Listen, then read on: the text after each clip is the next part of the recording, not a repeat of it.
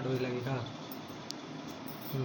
Atom परमाणु, परमाणु में 3 कण होते हैं, इलेक्ट्रॉन, प्रोटॉन, न्यूट्रॉन। इलेक्ट्रॉन पर निगेटिव चार्ज, प्रोटॉन में पॉजिटिव चार्ज, न्यूट्रॉन न्यूट्रल होता है। इतनी बातें हो गई। अब अगली बात आती है कि परमाणु होता कैसा है। तो परमाणु का आकार हमने बताया कि परमाणु कैसा होता है, गोलाकार। वो कुछ इस तरह का। परमाणु के बीच में एक छोटा सा भाग होता है, उसके चारों तरफ वृत्ताकार कक्षाएं होती हैं। ये क्या है, वृत्ताकार कक्षाएं, जिनको अंग्रेजी में बोलते हैं सर्कुलर ऑर्बिट्स। और ये जो बीच वाला छोटा सा भाग है, इसको बोलते हैं नाभिक। अंग्रेजी है इसका न्यूक्लियस। तो ये बोलता है कि परमाणु में 3 कणों से इलेक्ट्रॉन, प्रोटॉन, न्यूट्रॉन तीनों रहते कहाँ हैं। तो परमाणु का जो ये बीच वाला भाग है नाभिक, इसमें पाया जाता है प्रोटॉन और न्यूट्रॉन। और ये जो वृत्ताकार कक्षाएं हैं, इसमें उपस्थित होते हैं इलेक्ट्रॉन। सभी वृत्ताकार कक्षाओं में इलेक्ट्रॉन लगातार गति करते रहते हैं। तो ये जो नाभिक होता है, प्रोटॉन न्यूट्रॉन पाए जाते हैं चारों तरफ की तरह। तीनों पार्टिकल्स तो एडजस्ट हो गए। ये जो बीच वाला नाभिक होता है, इसके ऊपर धनात्मक आवेश होता है। तो ये नाभिक पे धनात्मक आवेश क्यों होता है। नाभिक में कौन कौन पाया जाता है, प्रोटॉन, न्यूट्रॉन। हम लोग पहले ही जानते हैं प्रोटॉन में पॉजिटिव चार्ज, न्यूट्रॉन पे न्यूट्रल। तो रिजल्टेंट क्या आएगा, पॉजिटिव चार्ज। इसलिए नाभिक पर पॉजिटिव चार्ज। ये क्वेश्चन बनता है, नाभिक धनावेशित होता है क्यों।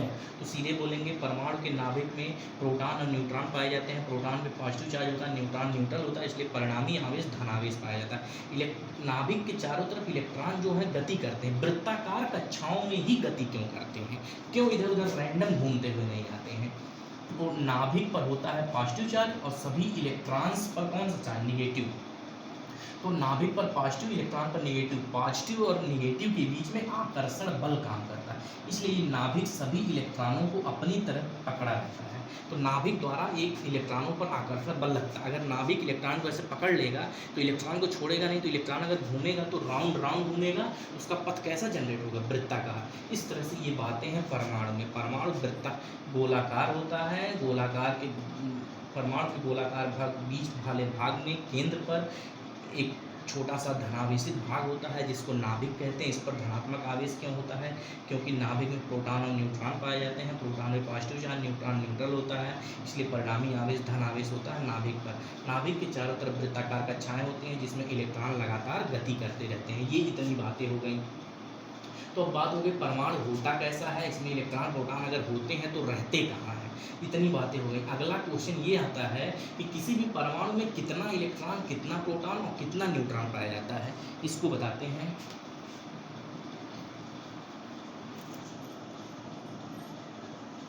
जैसे मान लेते हैं कोई एक परमाणु है, एक्स लिखा हुआ है, इसके नीचे भी यहाँ कुछ लिखा रहता है, ऊपर भी लिखा रहता है। इसको बोलते हैं परमाणु क्रमांक। अंग्रेजी है एटॉमिक नंबर। और रिप्रेजेंट करते हैं इसको जेड से। और ये जो बी लिखा हुआ है, ये है एटॉमिक मास।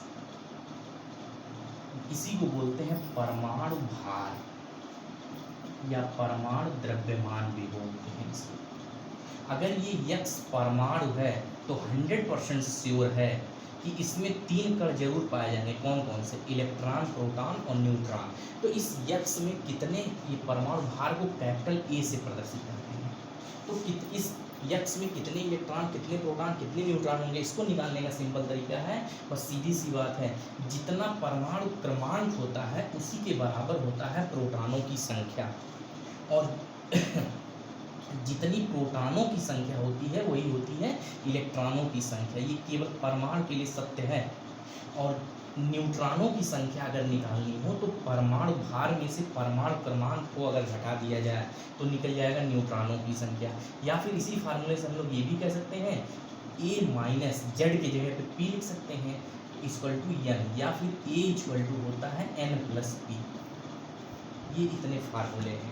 तो किसी भी परमाणु में इलेक्ट्रॉनों की संख्या निकालनी हो तो प्रोटॉनों की संख्या सबसे पहले निकालते हैं। तो परमाणु क्रमांक के बराबर हो जाएगा प्रोटॉनों की संख्या, और प्रोटॉनों की संख्या के बराबर होता है इलेक्ट्रॉनों की संख्या। न्यूट्रॉन की संख्या निकालना हो तो परमाणु भार में से परमाणु क्रमांक को रिड्यूस कर देते हैं, उससे निकल जाएगा न्यूट्रॉनों की संख्या। यहाँ एक एग्जाम्पल ले लेते हैं, Na1123। तो यहाँ पे परमाणु क्रमांक Z की वैल्यू 11 है, परमाणु भार की वैल्यू 23 है। तो इसमें प्रोटॉन की संख्या Z के बराबर होती है तो हो जाएगा 11, और इलेक्ट्रॉन की संख्या प्रोटॉन के बराबर हो जाएगा 11, और न्यूट्रॉन की संख्या A माइनस Z, तो A है 23 माइनस 11 इक्वल टू 12। और कोई दूसरा एग्जाम्पल ले लीजिए, जैसे क्लोरीन है 17, क्लोरीन 35, तो इसमें प्रोटॉन हो जाएंगे 17, इलेक्ट्रॉन हो जाएगा 17, न्यूट्रॉन निकालना हो तो 35 माइनस 17 इक्वल टू 18। इस तरह से किसी भी परमाणु में इलेक्ट्रॉन, प्रोटॉन, न्यूट्रॉन निकाल सकते। कैल्शियम है 20 है, यहाँ 40 है, तो कैल्शियम में प्रोटॉन की संख्या होगी 20, इलेक्ट्रॉन की संख्या होगी 20, न्यूट्रॉन की संख्या होगी 40 माइनस 20 इक्वल टू 20। ये इतनी बातें हैं। तो कोई भी परमाणु है तो उसमें इलेक्ट्रॉन, प्रोटॉन पाए जाएंगे। इलेक्ट्रॉन, प्रोटॉन, न्यूट्रॉन कितने होंगे इसको इस तरह से हम लोग ब्रीफली निकाल सकते हैं। तो ये इतनी बातें थी। ये एक परमाणु क्रमांक है, वो परमाणु नीचे लिखा रहता है परमाणु क्रमांक होता है, ऊपर जो लिखा रहता है वो परमाणु भार होता है।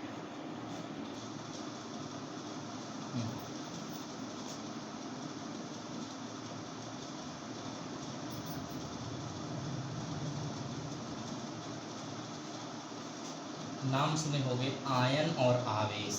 आयन की अंग्रेजी होती है आयन, और आवेश की अंग्रेजी होती है चार्ज। दोनों को लगभग सब लोग एक ही समझते हैं, लेकिन दोनों में अंतर है। आयन दो प्रकार के होते हैं, धनायन और ऋणायन।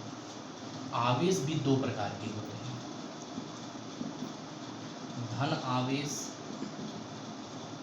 ऋण आवेश। धनावेश की अंग्रेजी होती है पॉजिटिव चार्ज, ऋण आवेश की अंग्रेजी होती है निगेटिव चार्ज। धनायन की अंग्रेजी होती है केटायन, और ऋणायन की अंग्रेजी होती है एनायन। ये इतनी बातें हैं। दोनों का मतलब लगभग हम लोग एक ही जानते हैं, लेकिन अंतर है। जैसे लिखा हो Na पर प्लस, Mg पर 2 प्लस, Cl पर माइनस, ऑक्सीजन पर 2 माइनस। Na पर 1 प्लस क्यों है, Mg पर 2 प्लस क्यों है, इसके बारे में बात आगे होगी। फिलहाल अभी समझिए Na पर प्लस है, Mg पर 2 प्लस है, Cl पर माइनस, O पर 2 माइनस। देखो लिखने का तरीका होता है Mg पर 2 प्लस, Mg पर प्लस 2, Mg पर प्लस 2, तीनों सही है, लेकिन सबसे परफेक्ट यही लिखा जाता है। तो ये सब के सब आयन है पूरे टोटल। लेकिन पूछा जाए इसमें धनायन कौन है, तो जिस पर धन आवेश रहे वो क्या होता है, धनायन, और जिस पर ऋण आवेश रहेगा वो क्या होगा, ऋणायन। तो Na पर कौन सा आवेश है, धन आवेश। Mg पर कौन सा आवेश है, धन आवेश। क्लोरीन पर कौन सा आवेश, ऋण आवेश। ऑक्सीजन पे कौन सा आवेश है, ऋण आवेश। और ये दोनों ऋणायन है, ये सब धनायन है। तो ठीक है, ये बातें हो गई।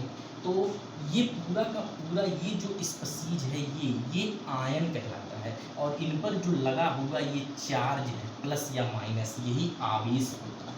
जैसे पूछा जाए Na पर कितना आवेश है, तो बोलेंगे Na पर 1 धन आवेश है, Mg पर 2 धन आवेश है, Cl पर 1 ऋण आवेश है, ऑक्सीजन पे 2 ऋण आवेश है। ये पूरा आयन है, ये पूरे, और इन पर लगा हुआ ये जो है ये है आवेश।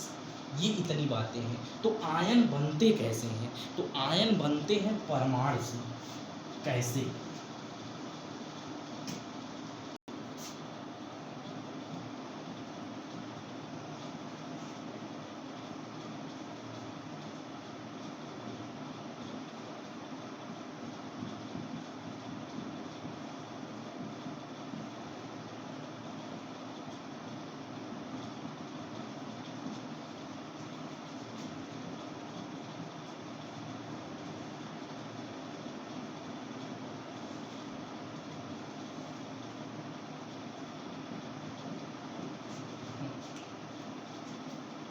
कोई भी परमाणु से धनायन बनता है और ऋणायन बनता है। कब धनायन बनेगा, कब ऋणायन बनेगा, जब कोई परमाणु इलेक्ट्रॉन का त्याग करते हैं तो धनायन का निर्माण होता है, और कोई परमाणु जब इलेक्ट्रॉन ग्रहण करता है तो ऋणायन का निर्माण होता है। तो अगला क्वेश्चन ये उठता है, कोई परमाणु इलेक्ट्रॉन त्यागता या ग्रहण करता क्यों है। इसको थोड़ा टॉपिक समझ में आएगा आगे जब कुछ नियम पढ़ लिए जाएंगे।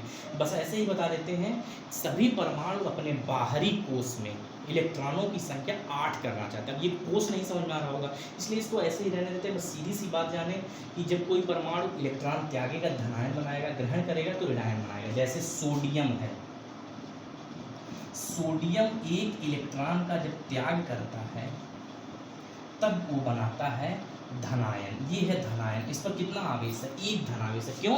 क्योंकि ये एक इलेक्ट्रॉन का त्याग किया। त्याग करना मतलब फेंक देना ना, फेंकने का मतलब दूर, इसलिए देखो दूर दिखाया गया था। और मैग्नीशियम है, मैग्नीशियम परमाणु है, जब 2 इलेक्ट्रॉन का त्याग करता है तब वो धनायन बनाता है, इस पर 2+ होता है। तो एक क्वेश्चन ये आता होगा, इस पर ये 1 इलेक्ट्रॉन क्यों त्यागा, ये 2 क्यों त्यागा? इसकी बात आगे समझ में आएगी, 10th में कुछ पढ़े भी होंगे कि सोडियम केवल 1 इलेक्ट्रॉन त्यागता है, इसलिए इसके ऊपर 1+, ये 2 इलेक्ट्रॉन त्यागता है इसलिए इसके ऊपर 2+। एल्युमिनियम है, एल्युमिनियम 3 इलेक्ट्रॉन त्यागता है इसलिए इसके ऊपर 3+ आता है। इसी तरह से ऑक्सीजन परमाणु है, यह 1-2 इलेक्ट्रॉन त्याग करता, ग्रहण करता है इसलिए इसके ऊपर 2- चार्ज होता है। ग्रहण करता मतलब नज़दीक, इसलिए 3 इधर है। और फ्लोरीन है, ये 1 इलेक्ट्रॉन ग्रहण करता है इसलिए इसके ऊपर 1- आता है। नाइट्रोजन है, ये 3 इलेक्ट्रॉन ग्रहण करेगा इसलिए इसके ऊपर 3- आएगा। तो इस तरह से ये बातें हैं। कोई परमाणु जब इलेक्ट्रॉन का त्याग करेगा तो धनायन बनाएगा, कोई परमाणु जब इलेक्ट्रॉन ग्रहण करेगा ऋणायन। कितना धनावेश आएगा डिपेंड ये करता है कि वह परमाणु कितने इलेक्ट्रॉन का त्याग कर रहा है। कितना ऋण आवेश आएगा डिपेंड करता है वो परमाणु कितने इलेक्ट्रॉन को ग्रहण कर रहा है। जिसको जितने की जरूरत होती है वो उतना ही ग्रहण या त्याग करते हैं। कितना जरूरत है उसका डिपेंड करता है उनके बाहरी कोष में कितने इलेक्ट्रॉन हैं। अगर बाहरी कोष में इलेक्ट्रॉनों की संख्या 5 होगी, मतलब 6-7 होगी, 8 होगी, 9, वो ग्रहण करेंगे। और अगर 1 2 3 होगी तो वो इलेक्ट्रॉनों का त्याग करेंगे, जिसके बारे में बात आगे करेंगे। जैसे हम लोगों ने पढ़ा कि किसी भी परमाणु में कितने इलेक्ट्रॉन, कितने प्रोटॉन, कितने न्यूट्रॉन होते हैं, उसी तरह से किसी भी धनायन में कितने इलेक्ट्रॉन होंगे, कितने प्रोटॉन होंगे, कितने न्यूट्रॉन होंगे, इसको देखना है। यहाँ पर देखते हैं, सीधी सी बात है। ये बताओ परमाणु से धनायन या ऋणायन बनने में किसमें परिवर्तन हो रहा है? केवल इलेक्ट्रॉन की संख्या में। कैसे धनायन बन रहा है? तब जब परमाणु इलेक्ट्रॉन त्याग रहा है। क्या केवल बदल रहा है? इलेक्ट्रॉन। कोई भी परमाणु ऋणायन में कब बदलेगा? जब इलेक्ट्रॉन ग्रहण करेगा। मतलब केवल किसमें परिवर्तन होगा? इलेक्ट्रॉनों की संख्या में। प्रोटॉन और न्यूट्रॉन की संख्या एज सच बनी रहेगी।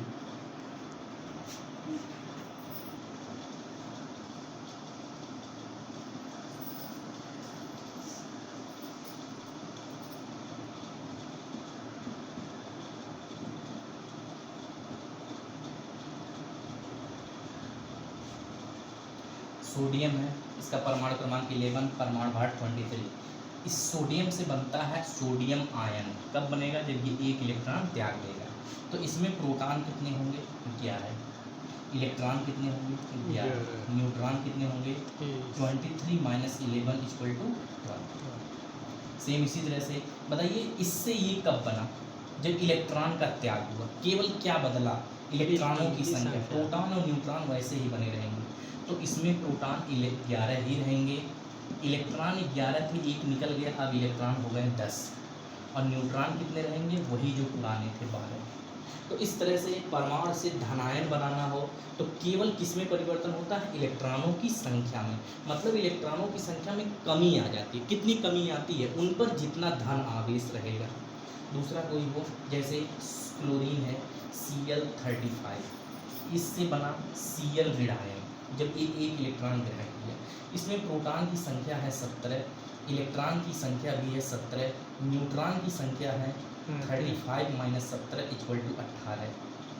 इलेक्ट्रॉन ग्रहण हुआ है तो प्रोटॉन तो 17 ही रहेगा, इलेक्ट्रॉन की संख्या 17 में 1 ऐड होकर इलेक्ट्रॉनों की संख्या हो जाएगी 18 और न्यूट्रॉनों की संख्या 18 ही बनी रहेगी। तो इस तरह से परमाणु से ऋणायन के बनने में इलेक्ट्रॉनों की संख्या में वृद्धि हो जाती है। कितनी वृद्धि होती है? जितना उन पर ऋणात्मक आवेश होता है। तो यही है केमिस्ट्री में परमाणु और आयन। इसके बाद इससे आगे संबंधित बातें और आगे बताई जाएंगी। आज के लिए बस।